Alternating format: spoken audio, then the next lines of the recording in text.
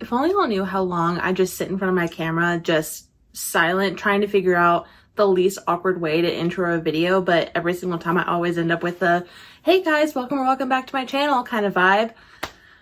So, hey guys, welcome or welcome back to my channel. One of them shows up with like holy water.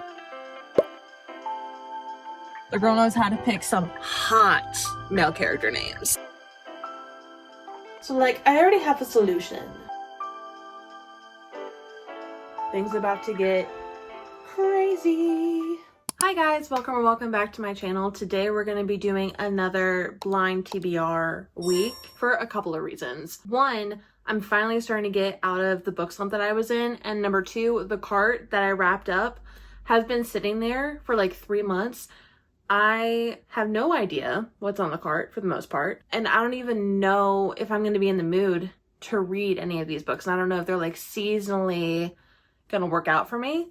Also, in the time that I'm filming this, I already know what books I'm going to be reading this week because this morning I had to work and I already wanted to have all the books picked out so that I could read them in my downtime. So we're going to be doing a time jump in just a second to this morning, but I just wanted to come in and say hi, welcome in, and let's get to reading. I just woke up like 10 minutes ago and having the big light on right now is really jarring. I'm about to head to work, so we need to make this one snappy. So last time I did this challenge, I picked books one at a time throughout the week as I was finishing the book before. But I think what I want to do is I want to go ahead and roll for 3, just so I have a little bit more flexibility in the order that I read books, but also if I want to read more than one book at the same time. So y'all know how this works. Picker wheel, numbered books.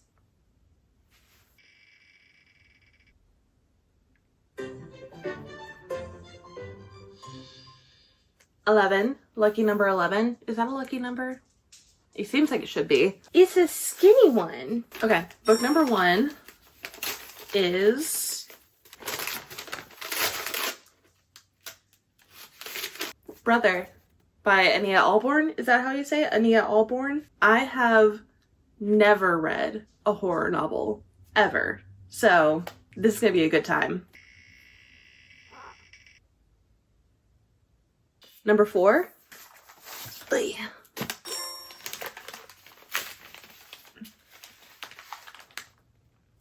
I fear we have a Lauren Asher book. Yep. Love Redesigned by Lauren Asher. I've actually never read a book by her before.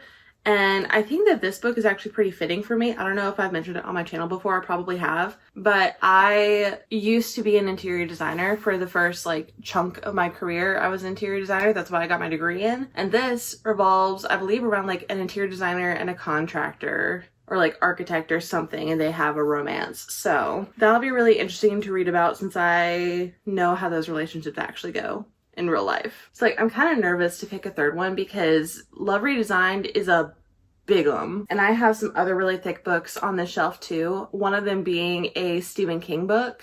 Picker wheel, please be nice to me. I always have to dance every time. That's just such a fun little song. Okay, number 14. Okay. What the hell?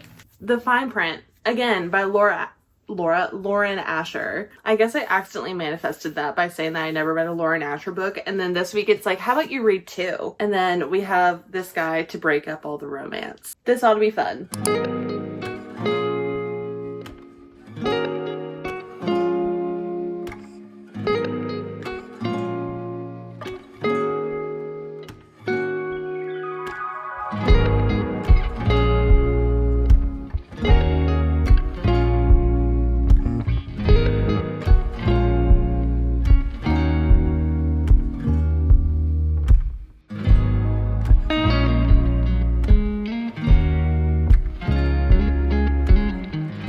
Y'all, I literally want to like riot right now. I'm so over this daylight savings time thing. Sunset today, 4:52 p.m.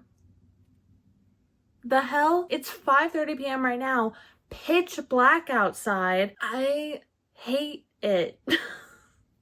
But anywho, I started Love Redesigned this morning when I was in between orders, and I'm already getting really good vibes about this one. I'm only on chapter 3. It sounds like childhood frenemies to lovers is kind of the route that we're going down. Or like they loved each other when they were younger, they get heartbroken, and then they find their way back to each other after spending years being like each other's enemies or something. That's the kind of vibe that I'm getting here.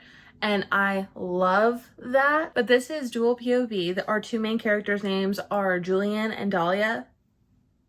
Love those names, by the way. And we're starting off in Julian's POV, and he's heading to a talent show for his godson. He's running late. He had a lot of work to get done at the construction firm business that he runs. That was his dad, so I was right about the construction part. He's a contractor of sorts. And he's just driving, and he tries to cut off this car, and that car just so happens to be Dahlia. Now, Dahlia is in like a whole emotional like freak out state because she's going through a lot in her personal life. And so either she's not paying attention or she just doesn't have the reaction time and she's just really distracted, and so they get into a wreck. And that's where this whole story starts. As I was reading this, I was like, that is a very interesting little meet cute. But no, they've already met. They already know each other. They already hate each other. So we're just adding fuel to the fire of why they hate each other. Got it. And like all their families get involved. Everyone is showing up with all of the emergency personnel. Like both of their moms are coming up and they're just like, my babies. One of them shows up with like holy water and she like blesses, I think it was Julian, she like blesses him. And that's the other thing, Julian and Dahlia's mothers are best friends. They grew up together in Mexico and they brought all their families over to the US, and they're over in Lake Wisteria, I think is what it's called. But with only being on chapter 3, I'm really enjoying this so far. And truly, thank God this thing is on Kindle Unlimited. That is a big book. And if I had no choice but to read the physical book, I might have actually lost it. But thank you, Lauren Asher, for being on Kindle Unlimited. The fine print's also on Kindle Unlimited. But what I'm feeling is wine and keep going on this guy.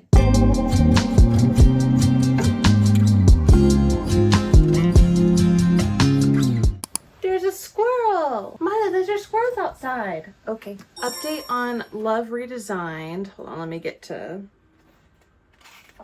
I'm struggling so hard. So I'm on chapter 10, page 98. I'm trying to keep in mind that this is like a 500-page book, but I feel like the last 100 pages has just been repeating the same thing over and over and over again. At least with what happened between Dahlia and Julian, talking about their past, whatever happened in college, talking about their father's deaths, and then her continuous monologue of what happened with her and her now ex-fiance and why all of that happened. It's just very much a slow burn, which is fine if it picks up pretty soon. Because if I have to go through another like 200 pages or even 100 pages of doing this exact same thing, I'm gonna start getting annoyed, unfortunately. But a little bit ago, we got to the part where they're driving past this house that Dahlia's always wanted, and apparently Julian also wanted for the land. And Julian's mom was like, hey, you should work on a project with Dahlia to try and get her out of her slump. And he's just like, she has a different creative vision than I do. And I'm just like...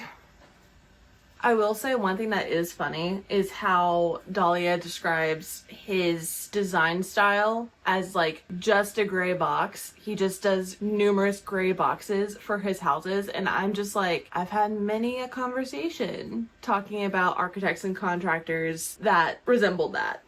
And like, I know that this is called the Lakefront Billionaires series, but like, how often do we need to talk about how much money Julian has? Like, for instance, Dahlia is wanting to get rid of her engagement ring and Julian's like, I'll help you. And there's like a whole argument about it that he's like, well, I'll go take it and get rid of it myself. And then she's like, I'll come with you. It was like a very weird scene. And then they end up going to one of his job sites where he's going to put the ring in a cement mixer. Like, you could have literally just thrown it in the lake right behind you, but all right. And there's a lot of back and forth because Dahlia's like, I don't know if I want to get rid of it. They said I could do whatever I want with it, but I don't know if I want to get rid of it. And then Julian's like, I'll buy it from you, but I won't go over 100. And she's like, $100 this thing is worth? And then he cuts her off. He's like, 100,000. And then he literally just pays her $100,000 just so he could throw it away. Unnecessary. Like, why do you gotta throw money around rather than just having a conversation with someone? Is it like some sort of coping mechanism? Is it a shield to where that you don't have to get vulnerable? Like, I don't know, Julian, let's talk about it. Something that I do like though about, I guess, their relationship or just like what they are to each other is that there is a competitiveness to it. Also, if you hear in the background, I have like a robot vacuum thing that goes every morning, and she's being extra loud this morning. I'm so sorry, but it's a necessity when I have an Australian Shepherd as a dog. So if it's bothering you, sorry. If you can't hear it, then sorry for bringing it up. But I really like their competitiveness with each other. I think that that's something that can turn into a fun enemies to lovers kind of situation. I'm really interested to see how all of this comes together, because obviously Dahlia is going through a lot. She finds out something that is really heartbreaking for her, and Julian, I think that he just has some unresolved trauma and really bad ways of coping with things. So I'm very interested to see with how all of that happens, if they help each other at all, or if they just kind of come to realizations on their own. And obviously I know this is a series, so there's going to be like more romance novels and everything like that. I already kind of know generally who the next books are going to be about just by how they're being introduced. I'm like, oh, you're going to get a book. But like, I'm not knocking it yet, but if this doesn't start picking up soon, like I said, I'm probably going to start getting annoyed. This is one. Tanto Audio, a division of Recorded Books, presents The Fine Print by Lauren Asher, narrated. Hold on.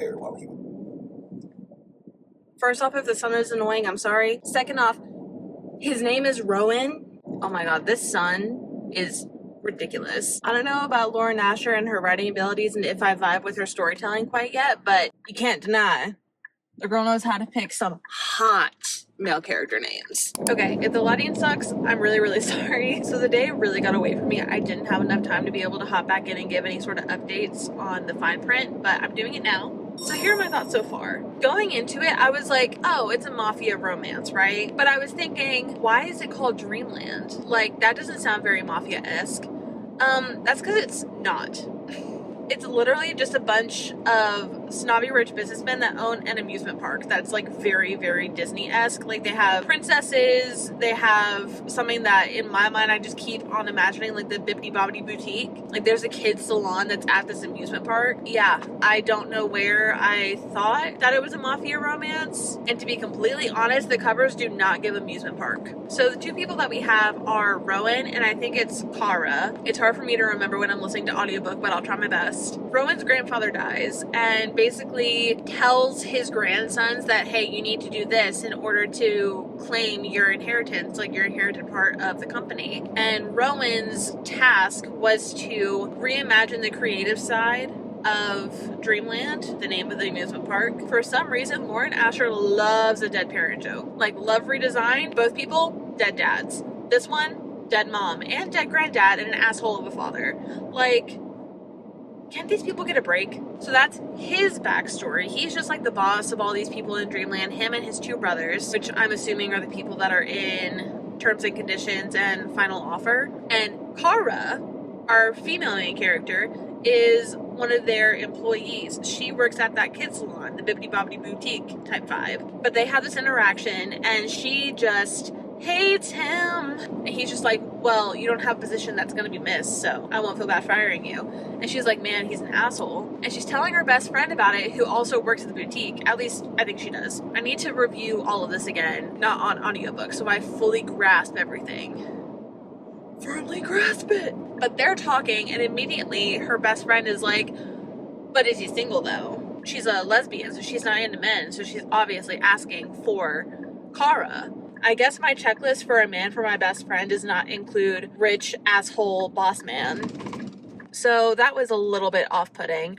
And then I don't know if I'm just like outgrowing these books entirely, but the employee boss trope, it just makes me feel icky. And I think that's just a change in my taste of books. So already I'm just not vibing with this one as much, especially since it's all physical. Like, it's all lust. There's no like emotional connection or anything like that, because Rowan is so emotionally closed off. Like, literally, I think it's in chapter 1 where he describes himself as the height of an NBA player and the emotional range of a rock.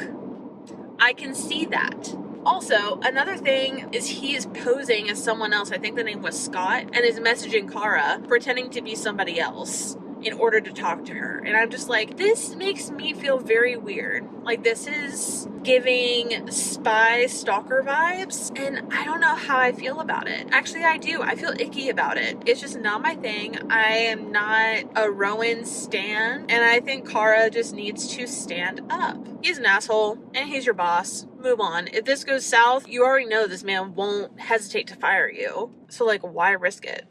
Not in this economy. I would not risk my well-being for a man. Never. Something I forgot to mention earlier.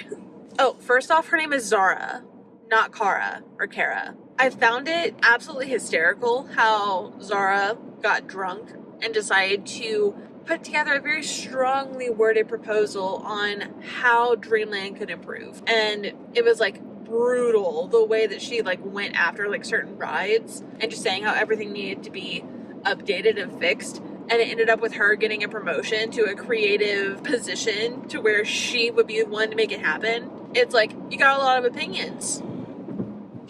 Put some action into it. And I love that. I really wish the jobs nowadays were like this.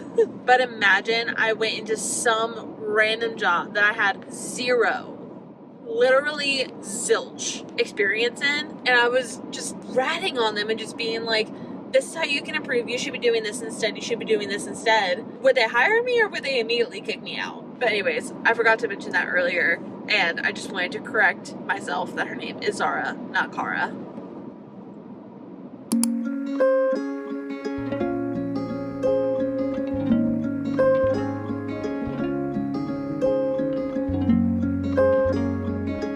I just would like you guys to know that I cannot feel my toes. It is 29 degrees outside and I am not doing well. Update on Lauren Asher. I finished the fine print. All that I can think about every time I see Dreamland, I just think of barbecue. Read this entire thing through audiobook because honestly that was the only way that I would be able to get through this. Also, if the tripod moves at all, it's because Milo is right here and his feet are within like an inch and a half of the bottom of the tripod. So if you wobble a little bit, that's why. But I'm not going to bother him. He is my child. It's been a couple days since I've talked to you about the fine print at all. I think that I've outgrown this kind of plot line. One, the boss employee thing makes me feel a little icky, if I'm being so incredibly honest. And then I also can't get behind a woman being attracted to a man that treats her like she's less than human. And now I know that a lot of people are going to give Rowan some grace with some of the things that he does at the very end of the book, but the things that he does, the things that he implements in his company, it's giving performative.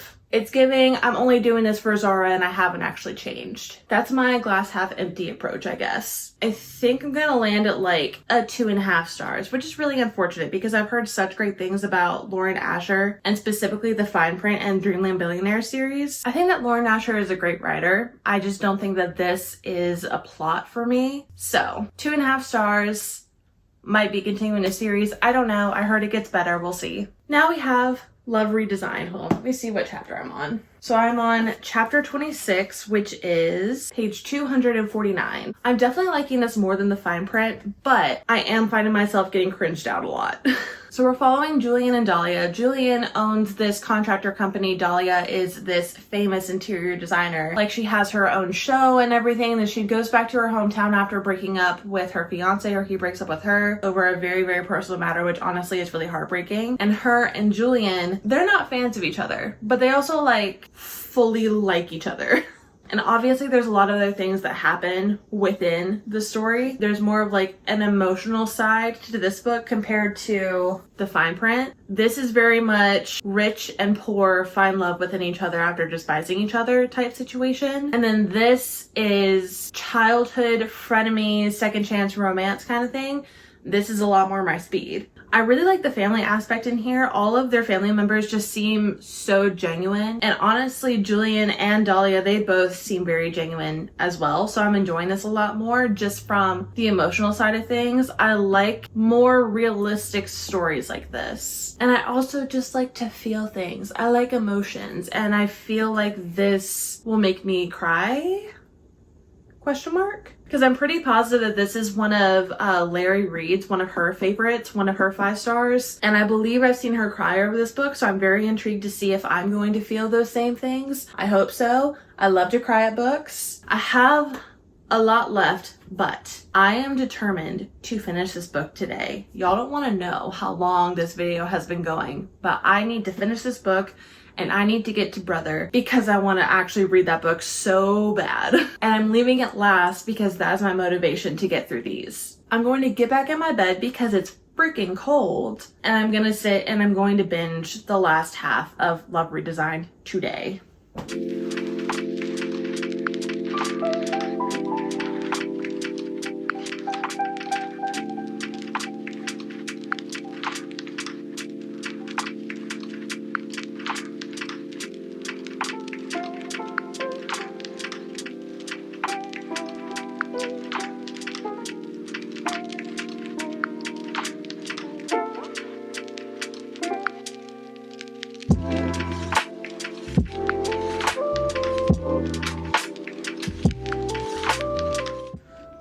Can I please sit up?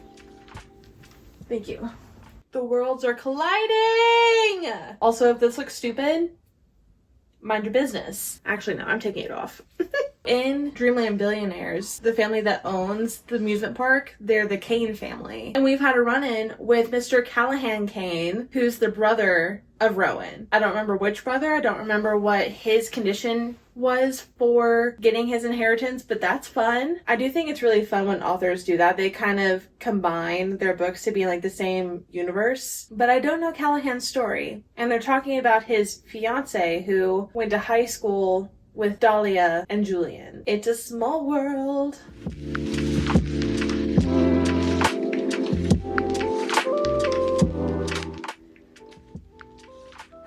So like, I already have a solution. So Dahlia is this really popular interior designer, has her own shows, whatever. She's having this dilemma of, I could do my show really far away, but I would have to leave Julian, and I don't want him to uproot his entire life to come with me. You could literally stay and start your own show in your hometown, especially since you love doing historical homes so much. Lake Wisteria is full of them. I can't see why that wouldn't work. I know it's like a networking thing or whatever. However, if you just do local, I'm sure someone would pick it up later. Just my 2 cents. Just my 2 cents. I can't feel my toes. It's so cold.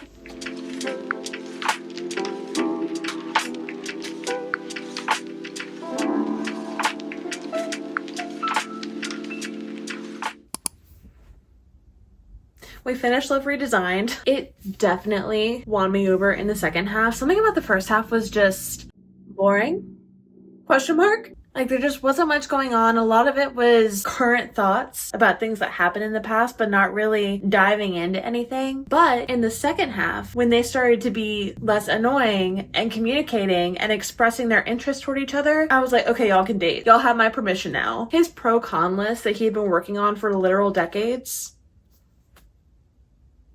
What? That was so cute, and I never thought I would be like pro-con list, especially after Friends. But I stand by what I said about these characters feeling more genuine, more real compared to the fine print. I definitely enjoyed this one a lot more. After I got past a couple of the cringy, boring, annoying parts, they grew on me. They did. They really did. And I'm so happy for both of them. I don't know if I'm going to continue with the series, but this was a fun time. I'm going to land at like a 3.75. I don't think that I can, in good conscience, rate it like a 4 stars or above just because the first half of the book I was out. But overall, really enjoyed this book. 3.75. And now, Brother. This book is about 320 pages. So it shouldn't take me that long to read. And I feel like as soon as I start to read it, I won't be able to put it back down. Oh, but I'm so anxious. I'm so scared to read this, but like also really excited because I've heard great things about it. I just need to do it. I just need to do it.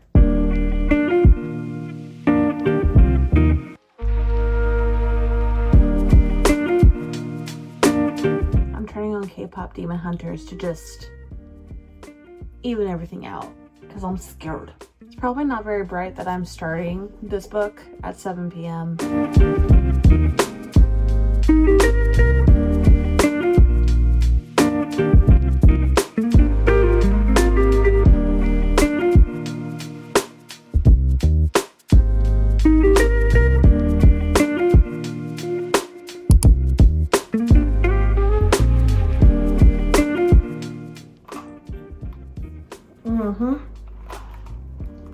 good. Today, and I am being so genuinely serious, I need to finish this book today. I am on chapter 6, page 49, so I didn't get very far in it last night, but also I started pretty late, or at least late for me as a certified grandma. But already I'm hooked. So we're following Michael, and his family is the Moros, and they are like abducting young women and killing them. So it's him, his dad named Wade, his mom that most everyone calls Mama, but Ray, his brother, or how he likes to be called Rebel, calls her Claudia, and then their sister Misty Dawn. They are a weird bunch of folks. Michael and Misty Dawn aren't really down with it. Michael only helps out because he can run really fast. I'd say like the ringleaders are Mama and Ray, or Rebel, or Reb. If I call him Ray, Rebel, or Reb, all one person, I don't know. Ray seems to be the one controlling Michael primarily. Michael is very intimidated by Ray. Misty Dawn, not so much. And honestly, she just kind of called Michael out and was like, if he told you to do one thing and our dad told us to do another, which one would you do? And Michael was like, I would follow Ray. And she's like, Mama seems to just have something against young women. Why is Mama... Why is she targeting these young women? Like, did something happen to her when she was younger that made her hate young women? And then what is up with Ray? What is up with Ray? I just read the chapter where Michael is brought into the Moros family. He was kind of adopted into their family. And I just got the littlest, tiniest first glimpse at how that happened. I just want to know the whole backstory of this whole family. Everyone in it. Why? Just why? And my quest for today is to find out. So I have my pillow, I have my blanket, I have comfy clothes on, and I have my peppermint mocha Dunkin' Latte, which is damn good, if I do say so myself. Tastes like Christmas. I'm all set up and we're diving in, and I'm still scared.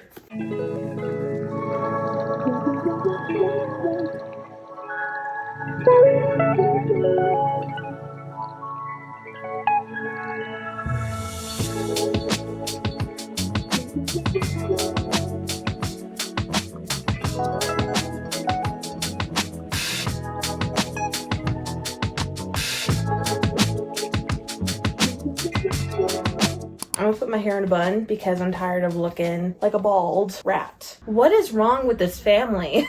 I don't think that I can talk about this book without spoiling something, because all my thoughts would end up just being, why do they do what they do? I know the kids are messed up because of the parents and all that sort of stuff, but that would just be repeated throughout the entire book probably, and that would get annoying. So if you haven't read this book and you have any interest in reading it in the future, go ahead and skip, because I need to talk. I truly feel so bad for Michael. All the things that he is pretty much forced to do. Like, he doesn't want to do any of these things. He doesn't really want to hurt anybody. He's definitely been put in situations to where it's messed him up mentally. Like, after his date with Alice, and she tries to, like, hint at him, like, hey, you can kiss me. And he was immediately just imagining her as a dead body, because he is in charge of like disposing of the bodies after his parents and Ray are done with them. He's put in these situations where he feels like he needs to stay loyal. He literally kills Laura Lynn's bunny because he didn't catch anything for his family to eat for an entire week. And so to avoid disappointment and to be loyal to them, he stages that the bunnies got out and then killed one of them so that the family could have something to eat. Messed up?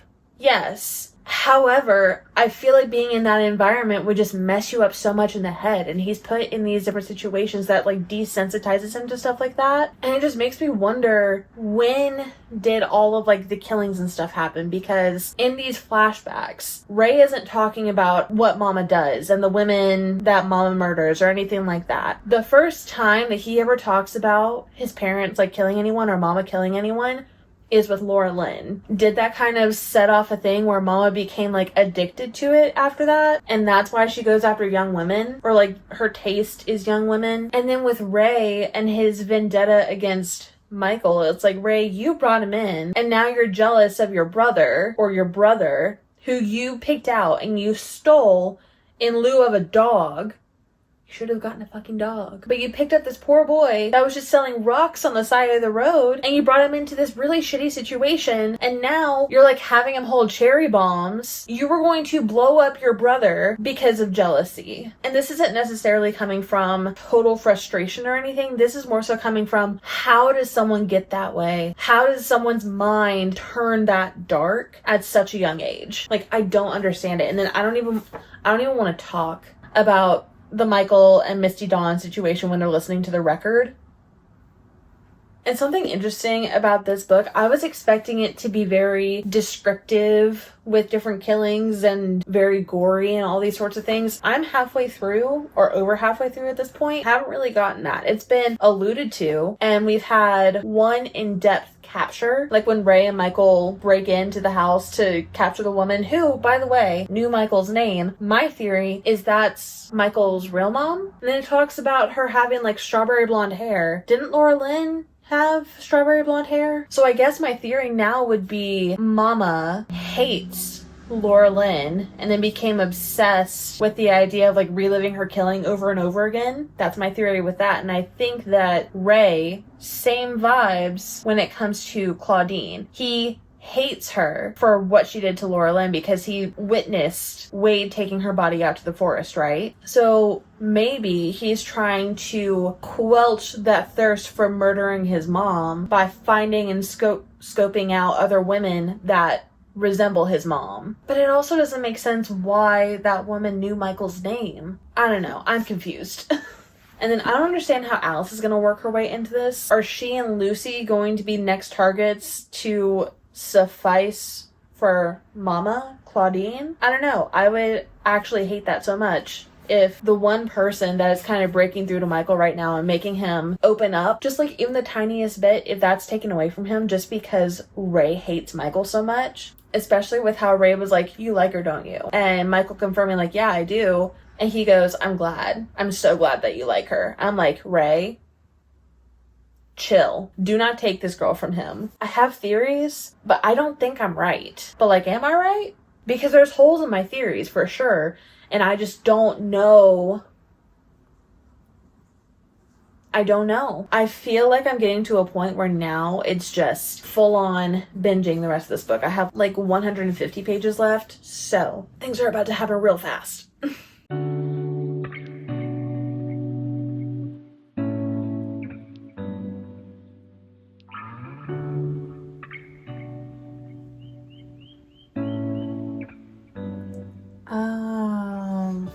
No. I'm so slow. I was like, why would he want it to be an A? Got it. No. Don't do that.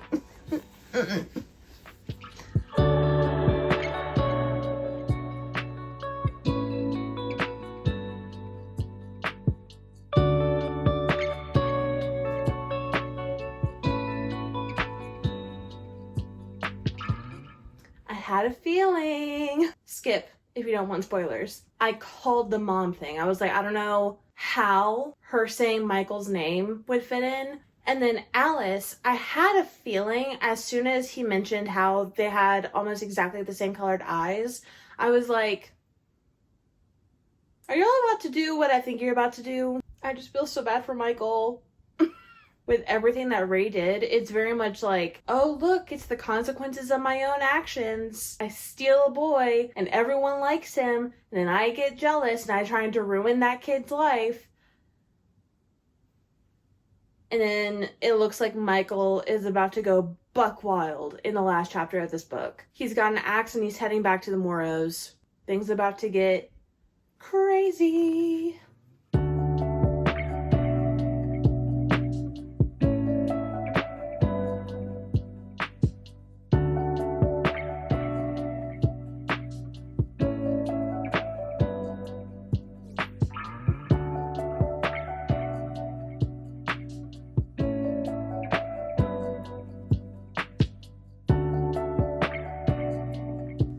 God forbid a girl wanting a happy ending.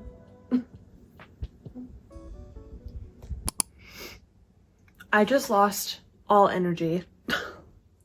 Okay, so just finished Brother. Solid 4 stars. For my first time ever reading like a horror novel, like I've read thrillers before, but nothing like this. I'm just gonna hope that that's not too bright. This is so different than anything that I've ever read, and it's also different than what I thought it was going to be. There is a much deeper, more emotional story that this entire thing revolves around. And I kept finding myself being able to picture every single thing that was happening in this book. It's really hard for me to like visualize things, and she did such a great job with like her descriptions, not complicating things too much, just made it very easy to visualize for me. Like it was like a movie in my head. And the way that she made me feel for the different characters, especially Michael, I've been saying this entire video, how he came about to be with the Moros and everything, and his whole story is just heartbreaking. The kids are so messed up, and I'm like, they can't help it, you know, they don't know any better, they're brainwashed, they're only around their family and what they've been taught their entire lives, like they don't know any better. And that